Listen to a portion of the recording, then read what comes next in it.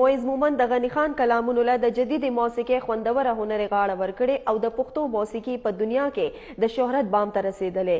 پرلپسې هټ کلامونو ریکارډ کولو نه پس اوس د غني خان یو نوی کلام په نوي طرز، نوي سر او نوي انداز کې ترتیب کړی دی او غواړي چې د غني خان ټول کلامونه په نوي رنګ کې خوندي کړي. امین مشال رپورټ وګورو.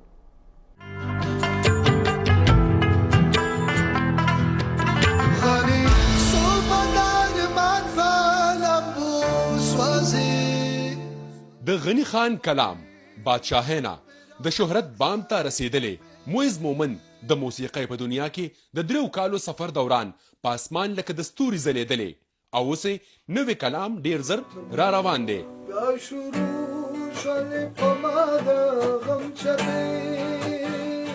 صحافت کې هغه ټایم ماته د هغې چې یو کالو شو د APS واقع نو ماته ټاسک میلاو شو چې تاسو د هغې کورونو ته لاړ شئ، د هغې میندو پلارانو دوی سره خبرې اترې وکړئ. نو زه تقریبا دا ټول چې شهیدان واړو د دې کورونو ته لاړم، نو هغه زه ډېر ډیپ لاړم، نو ماته پته ولګېده چې دا خو ډېر زیات یو غټ صدمه ده پوره پېښور کې.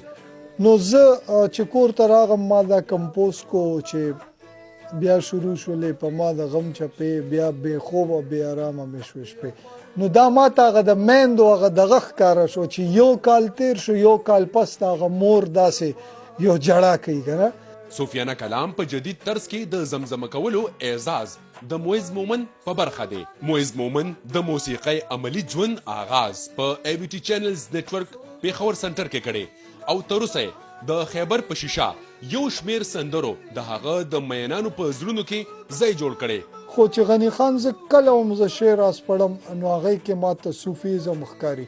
نو ما دا شی وکتو چې د غني خان 0.1% صوفیزم دی، نور باقاعده رومانټیسزم دی. د معز نوی کلام په نوی سر، نوی طرز او نوی انداز کې راوړاندې کیږي چې وی بیا به ګران سوال او جواب وي ځان به ټینګ نه کړي. غني نو انسان ته دا یاد راوستل دا ډېر زیات ضروري دی بار بار چې ګورې تا باندې د چا نظر دی یا تا سره به څه کېږي یا ته به چېرته جواب دی.